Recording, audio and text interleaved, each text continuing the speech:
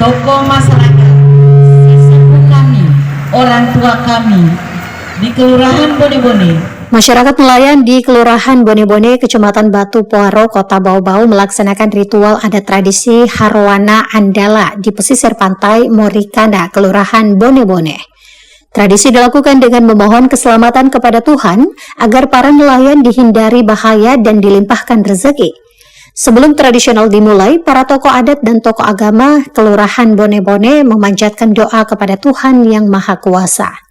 Usai membaca doa, beberapa warga kemudian mulai mengangkat rakit bambu yang berisikan sesajen berbagai aneka makanan. Makanan itu yakni nasi, ikan, pisang, dan sepasang ayam jantan dan betina yang diikat di atas rakit. Rakit sesajen kemudian diangkat di atas 2 speedboat dan kemudian dibawa ke tengah lautan. Puluhan warga nelayan Bone-Bone sangat antusias membawa sesaji ke tengah laut dengan menaiki beberapa kapal nelayan. Di tengah lautan, rakit bambu yang berisi sesajen dihanyutkan di tengah laut.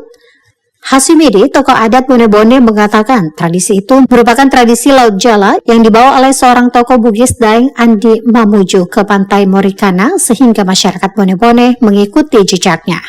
Si laut jala yang dimana waktu itu dibawa oleh Daeng Andi Mamuju dari Bone ke pantai Morikana Bone-Bone, sehingga masyarakat Bone-Bone mengikuti jejak daripada Andi Mamuju itu, dalam hal ini perahu jala. Nah, itu sebagai sajian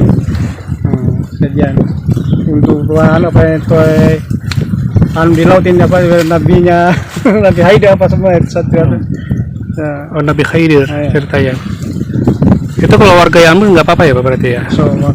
Semua bisa ya? Yang sebenarnya orang yang apa namanya? Yang ambil itu barang tidak bisa kembali sana. Jangan lewat saja ambil. Jadi sajian tadi dia bisa dibawa pulang sana kalau sudah ambil itu.